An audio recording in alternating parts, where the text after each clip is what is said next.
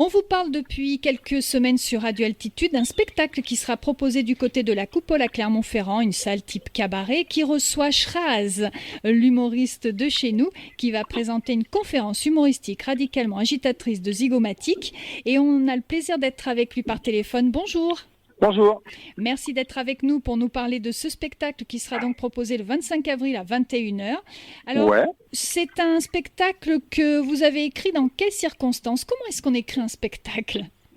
Alors en fait, moi je fais le spectacle depuis un certain nombre d'années, ça doit être le 14 ou le 15e. Ouais. Et en fait, j'avais envie d'en faire un truc, de faire encore plus simple que d'habitude. Alors, en fait, c'est une sorte de conférence, comme vous l'avez dit, où on explique d'où vient le rire, qui a commencé, qui est le premier, est-ce que les humains sont les seuls. Bon, c'est un truc complètement loufoque comme d'habitude.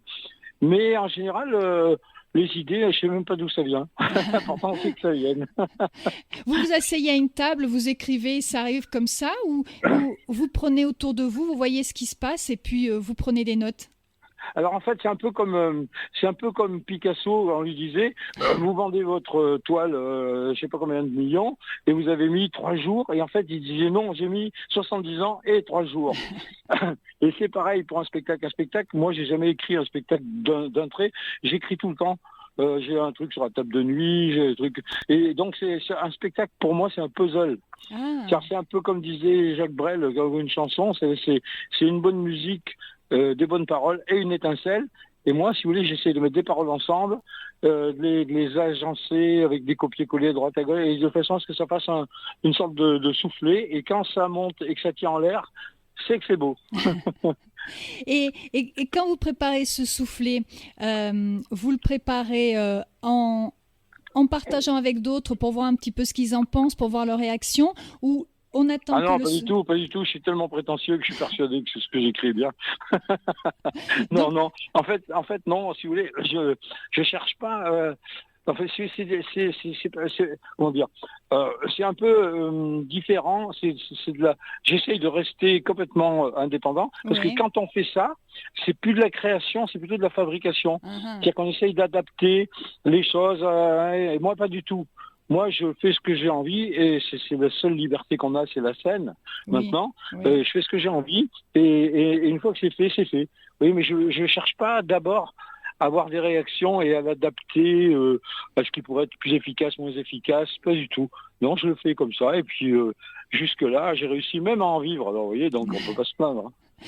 Et est-ce que vous vous autorisez à rire de tout? Où il y a des sujets sur lesquels... C'est un thème du truc.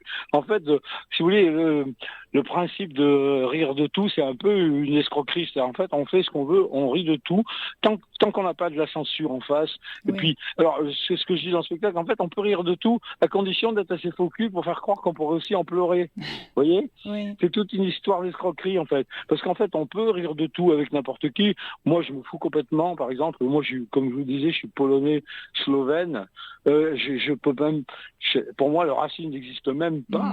Mais on peut rire de n'importe quoi. Moi, je peux faire des blagues sur les Polonais, sur des trucs. À une période, j'ai des blagues sur les copains immigrés.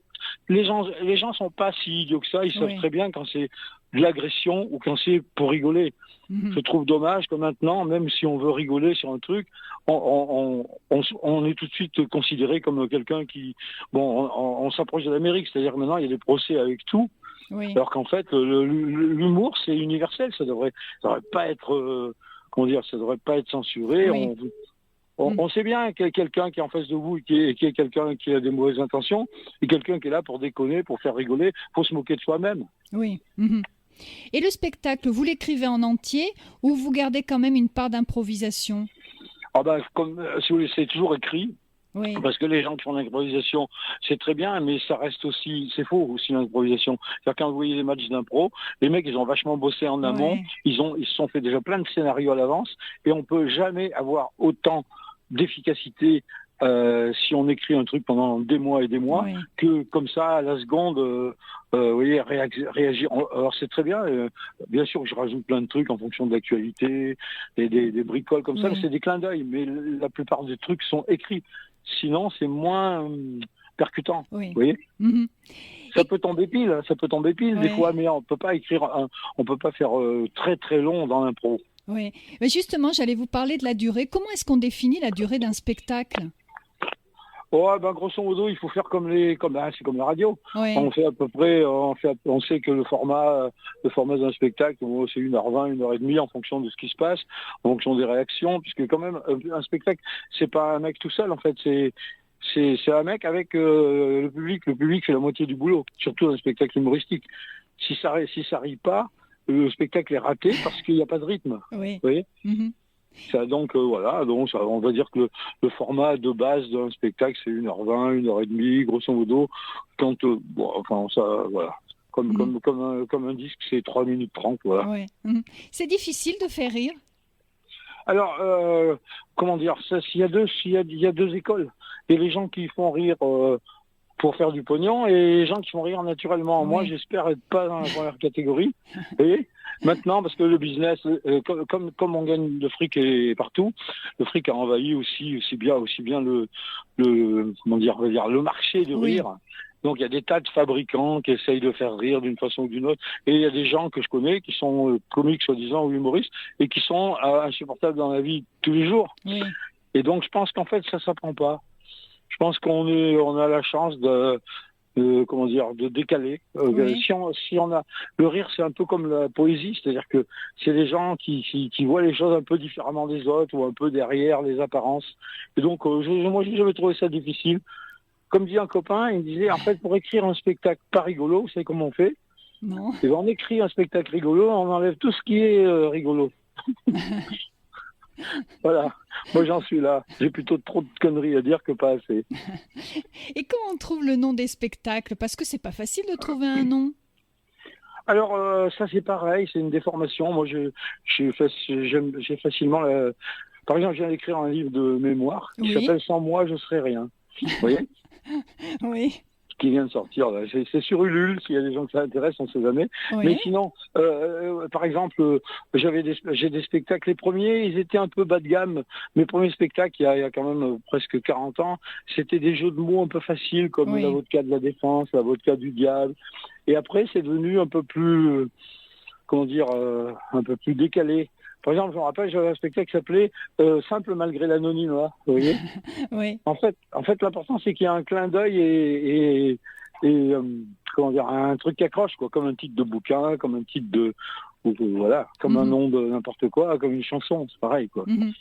Et Je sais pour, pas comment on fait en fait, on cherche et on trouve. et pour écrire vos spectacles, vous êtes quelqu'un de très observateur sur ce qui se passe autour de vous. Vous écoutez l'actualité également. Alors en fait, comment dire, je me base pas forcément sur des trucs Oui. précis comme ça. Je crois que c'est un truc qui marine tranquillement dans la tête. Et un jour ça sort. Mais c'est pas pareil, écrire un spectacle, écrire des chroniques. Moi, j'ai fait longtemps des chroniques à la Oui. radio avec Ruquier, Rien à cirer il y a longtemps, Oui. avec Yves Lecoq, etc. Et là, c'est différent parce que c'est un boulot, comment dire, il faut carrément faire de la fabrication, c'est-à-dire il faut regarder un truc et le déformer, vous Oui. voyez. Mais le spectacle, c'est un peu plus, comment dire, Il y a plus de liberté, il y a moins de contraintes? non, pas du tout, c'est pas Non? ça. Mais si vous voulez, un spectacle, c'est plus un ensemble, une sorte de Mhm. mayonnaise, tenir les gens en haleine Oui. et les faire rigoler si possible pendant 1h20. C'est pas pareil que de faire uniquement des petites chroniques. C'est pour ça que maintenant les spectacles sont moins, je trouve, moins, comment dire, moins fouillés parce qu'en fait c'est des vannes l'une après l'autre. Vous Oui. voyez, les Oui. stand-up, le mec il est là, une vanne, une vanne, une vanne, une Oui. vanne, une vanne, et ça c'est pas mon truc, c'est trop. Moi je fais des vannes les unes après les autres, mais il faut qu'il y ait un lien, Oui. faut que ça fasse une histoire, quoi. Oui. Et puis en plus, oui, il y a une sorte de militant. Enfin, faussement militant, sinon c'est chiant. Mais moi, par exemple, tous mes spectacles sont antiracistes, mais sans du tout en avoir l'air. Oui. Vous voyez ce que je veux dire? Oui. Oui. C'est-à-dire, Oui. il y a toujours un message, mais il y a un message qui passe derrière. Faut pas mettre le message d'abord et le rire après, Oui. sinon c'est emmerdant. Mhm. Mais c'est pas pareil, vous voyez, je sais pas. Bon, en même temps, je réponds à des questions, je comprends même pas les questions. Non, mais en fait, c'est vrai que parfois, avec le rire, on peut aborder des sujets et faire les personnes réfléchir que de leur montrer une situation qui serait tragique où les gens se diraient, ouais, je vois ça tous les jours à la télé ou ailleurs. Ouais, mais de toute façon, le rire, c'est, comment dire, l'humour, c'est un filtre. Hein. Oui. L'humour, ça permet de supporter. Moi, d'ailleurs, dans la première phrase de mon bouquin, c'est sans moi, je serais rien, mais sans l'humour, la conscience serait insupportable.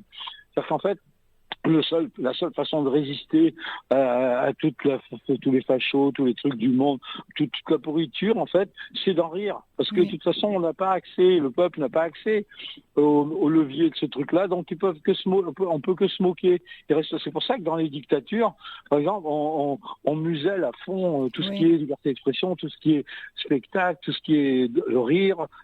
Voilà. Donc, bon, enfin, faudrait pas que je parle trop sérieusement, je me rends compte qu'un spectacle est emmerdant. Un spectacle qui est donc présenté le samedi 25 avril à 21h dans la salle La Coupole à Clermont-Ferrand. Donc vous interagissez avec le public, ce qui veut dire que, est-ce qu'il vous arrive de changer des petites choses quand vous voyez que le public ne rit peut-être pas à certains éléments?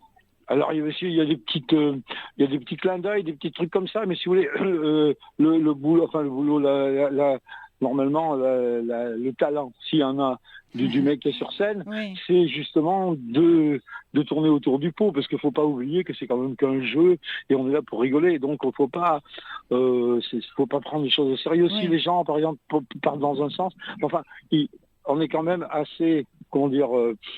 Il y a des codes que tout le monde connaît, on sait très bien. Les gens qui ils viennent pour rigoler, donc ils savent.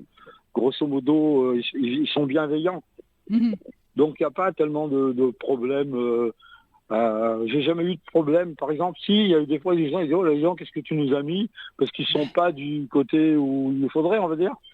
Mais ça n'empêche pas qu'il n'y ait jamais eu d'agressivité ou de choses comme ça, quoi. Il n'y a pas de souci. Donc vous nous parliez tout à l'heure d'un livre qui est une autobiographie.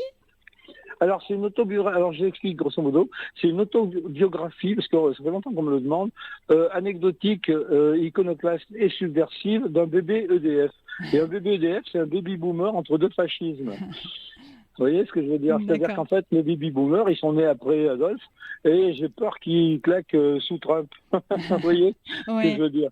C'est ça l'idée. Et c'est mon histoire grosso modo, parce qu'en fait, j'ai eu plein de vies, notamment beaucoup de radio, un peu de télé, j'ai fait des tas de boulot à la con, et en fait partout j'étais un peu à côté de la plaque, et ce qui est marrant c'est qu'en tant que fils de Polonais et Slovène, bon comme fils de Portugais ou d'Espagnol, au départ on est quand même, on a des parents prolos, et on est un peu formaté pour devenir comme eux, ce qui est tout à fait logique, et moi il se trouve que par chance, et par hasard, j'ai eu des petits trucs qui m'ont fait déraper. Et au lieu de me retrouver électromécanicien, parce que j'étais parti pour faire ça, j'avais le CAP, à un moment, j'ai trouvé au dernier moment un autre boulot. Je suis parti sur autre chose. Et puis peu à peu, je me suis mis à écrire des bêtises. Et après, je me suis retrouvé à France Inter, à Canal+, à France 2, et à faire le con. Alors que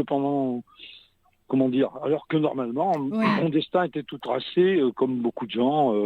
Voilà, et je pourrais être un très bon plâtrier ou tourneur, fraiseur. Et puis en fait, j'ai fait autre chose. Et c'est ça qui est marrant. En fait, grâce à ce décalage, à tout un tas de petits grains de sable qui sont mis dans la machine, je me suis retrouvé à avoir une vie complètement à côté de la plaque. Mais c'est marrant. Rien que ça, c'est déjà rigolo. Et on peut la trouver où, cette biographie? Alors en fait, pour le moment, elle est sur Ulule, parce qu'on a fait un participation, ça s'appelle crowdfunding, comme on dit, je sais pas si c'est... Ah, on va dire ça fait classe, hein. Tout de suite, pour un Auvergnat, attention.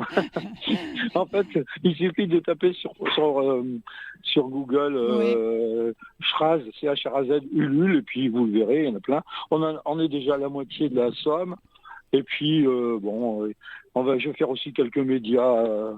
comme vous, d'ailleurs, quelques radios, peut-être France 3, etc., etc. Donc, je pense qu'on va réussir à se rembourser, c'est déjà pas mal. Et puis, le reste, on verra bien. On va faire un auto-financement pour pouvoir faire tout nous-mêmes. Parce qu'en maintenant, en plus, les éditeurs sont... les éditeurs libres sont de moins en moins nombreux. Hein. Oui, c'est vrai. S'il y a des gens qui sont intéressés pour que cette biographie sorte, eh bien qu'ils n'hésitent pas dans ce cas-là. Et vous êtes quelqu'un aussi qui aimait mettre les autres en avant, parce que vous avez quand même participé, vous avez fondé la Baie des Singes, le Centre Ailleurs, donc vous aimez aussi donner un coup de pouce aux autres? En fait, ce qui s'est passé, c'est que bon, moi, je faisais à l'époque Renaud Ciré et Ruquier, et à Clermont, il y avait le petit vélo Oui. qui programmait plus. C'est un copain qui avait fondé ça. Après, c'était devenu un peu n'importe quoi. Et moi, ce qui m'emmerdait, c'est que en fait, quand on est dans le milieu du spectacle comme radio, on a plein de potes, mais alors que les gens connaissent pas. Et Moi, oui. j'ai des tas de copains de toute nationalité, qui font des tas de spectacles géniaux. Et putain, il y avait personne pour les programmer à Ouais. Clermont. Et du coup, j'ai cherché un lieu peu à peu. Je raconte cette histoire dans le livre, c'est complètement aussi incroyable. J'ai réussi à acheter un truc à Cournon alors que j'avais pas un rond. On a fait les travaux, on a failli couler 50 fois. Et finalement, ça a réussi à faire un truc incroyable. C'est pratiquement le plus grand café-théâtre de France, Mhm. 230 places, qui accueille plein de spectacles. Mais au Oui. départ, c'est pour faire passer les copains. Moi, j'y ai très peu joué en fait. Vous Oui. voyez. Mais c'est tellement génial de faire découvrir aux gens autre chose que ce qu'ils croient. Ils croient qu'il y a que Céline Dion, même si j'ai rien contre elle. Vous voyez ce Oui, que je veux oui, dire? oui. Alors qu'à côté de ça, il y a, Céline Dion va ramasser des milliards d'euros, alors qu'il y a des tas de jeunes ou moins jeunes comiques ou chanteurs qui crèvent la dalle, alors qu'ils ont un talent incroyable et Oui. ça n'existe pas. Et moi, ce qui m'emmerde, c'est justement cette pyramide où on croit qu'il y a que il y a que la télé et rien d'autre, alors qu'en fait, il y a tellement de choses à côté qu'il faut aller découvrir. Donc, on a fait ça et puis ça tourne. Ça fait bientôt 30 ans, incroyable. Oui, oui, en effet, on parle de la programmation régulièrement. Et le centre ailleurs, il est toujours ouvert? Alors, le centre d'ailleurs, en fait, au départ, moi, j'avais fait ça pour faire des résidences d'artistes, des spectacles, mais en fait, c'est à la campagne. On n'a pas réussi à avoir de subvention parce que et le spectacle à la campagne sans subvention, c'est impossible parce Oui, on arrivait à avoir 50, 60 personnes, 80 qui payaient 10 balles et qui trouvaient que c'était cher et on peut pas faire venir des oui. artistes pour 3 cacahuètes, quoi. Alors, du coup, j'ai fait ça 5 ans. J'ai perdu une fortune, enfin une partie. J'ai perdu la moitié de la BD-Sage que j'avais vendue. Bon, pas perdu complètement, parce que ça a permis de payer le crédit, etc., etc. Du coup, maintenant, on n'est plus qu'un gîte de groupe. On a arrêté de faire les spectacles. C'est pas D'accord. possible. C'est pas rentable à la campagne. C'est pas possible, le spectacle sans aide. Parce que les Oui, spectacles à la campagne sont toujours subventionnés. Les mairies financent les spectacles, ce qui fait que les gens, ils payent pas cher. oui. Et ils comprennent pas après s'il y a un endroit qui est pas aidé. Mhm, Voilà. mhm. Voilà, c'est comme ça, c'est pas très grave, on est juste de groupe, puis l'adolescence continue, et puis voilà, quoi. Oui, oui, oui. Et nous, on peut continuer à vous voir. Vous serez donc le samedi 25 avril à 21 h dans la salle La Coupole à Clermont-Ferrand. Et on peut retrouver des informations. Vous avez un site internet, vous êtes sur les réseaux Ouais, sociaux. il y a Strasbourg.com. Oui, Il y a Strasbourg.com. Ce qui est marrant, c'est que la coupole est tenue par un mec jeune, un Polonais comme moi, qui est à peu près de la même région. C'est assez rigolo, on se connaissait pas. oui. Et c'est rigolo, alors, il me dit, je suis peut-être ton fils, et tout ça. C'est marrant. En tout cas, les gens pourront vous découvrir votre nouveau spectacle. Et vous avez déjà autre chose de prévu? Vous êtes déjà en préparation de quelque chose? Alors pour le moment, les spectacles, j'en ai écrit tellement. Mais vous voyez, celui-là, il tourne pas mal. J'ai joué hier soir à Valence, je joue la Oui. semaine prochaine à Vienne 2 fois, après la Coupole. Après, j'ai quelques dates un peu partout. Je joue moins parce que comme je fais plus le Festival d'Avignon, j'ai Oui. fait 18 fois, vous voyez. Donc, Ah. Mhm. mais maintenant, j'ai arrêté parce que c'est trop la guerre. Maintenant, il y a tellement de comédies, tellement en concurrence, les usines, les mecs, ils arrivent avec des tonnes de gens pour distribuer la pub, les tracts. On est un peu face à une montagne et je crois qu'il faut arrêter. C'est pas peine de lutter. Il vaut mieux vivre sa petite vie marginale. C'est pas possible, quoi. Oui. C'est trop la galère, se retrouver face à tout ça. C'est disproportionné. Donc voilà. Mais ça tourne toujours. Et puis tant que j'ai des conneries à dire, voilà. Et quand les gens veulent les écouter, je continue. Eh bien, très bien. Ben non, on veut les écouter. On sera donc le 25 avril à 21 h à la Coupole pour la conférence humoristique radicalement agitatrice de Zygomatique. Et on vous remercie, Schraz, pour Eh nous ben, avoir c'est moi qui vous accompagnés remercie. pendant ces quelques Merci minutes. beaucoup. Merci, au revoir.